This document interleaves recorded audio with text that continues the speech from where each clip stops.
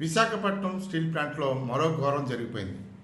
Visakhapatnam steel ప్లాంట్ని ప్రైవేటీకరణ చేయడానికి కేంద్రం మరింత దురుసుగా వ్యవహరించింది.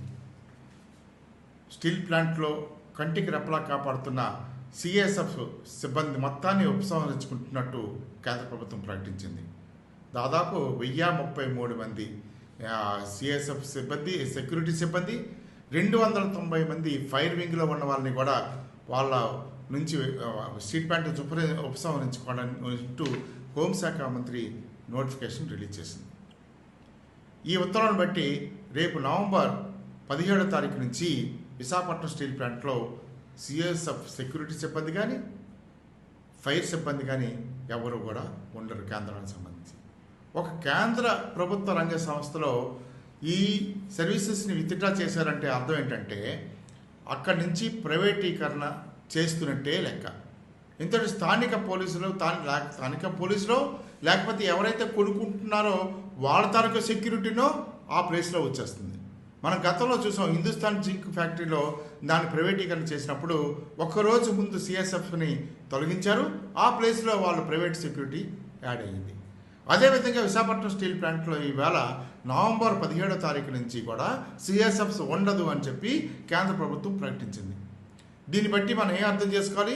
విశాఖపట్నం స్టీల్ ప్లాంట్ వీళ్ళంతా నమ్మబలుగుతున్నారు, విశాఖపట్నం స్టీల్ ప్లాంట్ ప్రైవేటీకరణ చేసేది లేదు, చెయ్యము అని చెప్పి ఒక పక్క భరత్ గారు కానీ, విశాఖపట్నం ఎంపీ భరత్ గారు కానీ, లేకపోతే ఇక్కడ తెలుగుదేశం పార్టీ అధ్యక్షుడు గాజువాక ఎమ్మెల్యే పల్లా శ్రీనివాసరావు గారు కానీ చాలా నమ్మబలికి ప్రజల్ని మభ్యపరుస్తున్నారు. కానీ అది నిజం కాదు. ఇవాళ జరుగుతున్నది ఒక పక్క ప్రైవేటీకరణ జరిగిపోతుంది, ఒక పక్క పావులు కదులుతుంది, కేంద్ర ప్రభుత్వం ముందుకు అడుగులు వేస్తుంది. ఇప్పటికే 6,000 మంది కాంట్రాక్ట్ లేబర్ని తీసేశారు, అలాగే 2,000 మంది ఉద్యోగులకి పదవి విరమణ నుంచి పంపించేశారు. ఇటువంటి అన్నీ కూడా చేసుకుపోతున్నా సరే ఇక్కడ స్థానిక నాయకులు ఎవరో కూడా మాట్లాడట్లేదు. స్థానిక ప్రజల ఉద్యోగాలు పోతున్నాయి, స్థానిక ఉపాధి అవకాశాలు పోతున్నాయి, అయినప్పటికీ కూడా ఈ నాయకులు ఎవరు కూడా మాట్లాడట్లేదు. కేవలం మోడీ గారికి ఊడిగం చేయడం కోసమే ఈ ఆంధ్రప్రదేశ్లో కూటమి ప్రభుత్వం గెలిచిందా అనే ఆ భయాందోళనలు ఇవాళ ప్రజల్లో వ్యక్తం అవుతున్నాయి. మీరు అంత శక్తివంతంగా ప్రజలందరూ కూడా అబ్సల్యూట్ మెజార్టీ ఇచ్చినప్పుడు మీరు మోడీ గారిని కూడా నిలదీసి విశాఖపట్నం స్టీల్ ప్లాంట్ మాకెందుకయ్యా ఉంచవు, ఇది విశాఖ ఉక్కు, ఆంధ్రుల హక్కు, సెంటిమెంట్తో వచ్చిన ప్లాంట్ ఇది, పివి నరసింహరావు గారు ప్రధానమంత్రిగా ఉన్నప్పుడు ఇది జాతికి అంకితం చేసిన ప్లాంటు, జాతికి అంకితం చేసిన ప్లాంటు అంటే ఇది జాతి సంపద, ఈ జాతి సంపదను అమ్మడానికి మనం ఎవరమే అని చెప్పి మోడీ గారికి చెప్పుకోవాల్సిన బాధ్యత ఇక్కడ చంద్రబాబు నాయుడు గారికి కానీ, ఉప ముఖ్యమంత్రి పవన్ కళ్యాణ్కి కానీ, లేకపోతే బీజేపీ నాయకులకు కానీ ఉంది.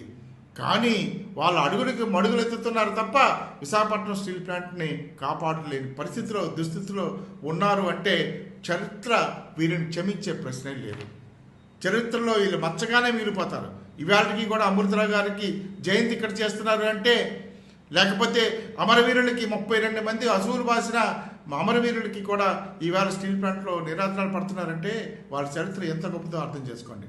అలాంటి చరిత్ర గొప్పగా ఉండేటట్టు మీరు ఉండాలి, కానీ చరిత్రహీనులుగా మాత్రం మారిపోవద్దని చెప్పి ఈ సందర్భంగా ఉత్తరాంధ్ర ప్రజల తరపున చెప్పడం జరుగుతుంది. ఇదే కనుక కొనసాగితే ఇక్కడ ప్రజలు క్షమించరు. ఓ పక్క మీరేమో విశాఖపట్నం స్టీల్ ప్లాంట్ను మూయించేస్తారు, మరో పక్క విశాఖపట్నం ఎయిర్పోర్ట్ను మూయించేస్తారు. అభివృద్ధి పేరుతో ఇంత ఘోరంగా వ్యవహరిస్తున్నప్పుడు ప్రజలు ఎవరు కూడా ఆనందంగా లేరు. మీరు కావాలంటే ఒకసారి మీరు సర్వేలు చేయించుకుంటారు కదా, మీ సర్వే చేయించుకోండి.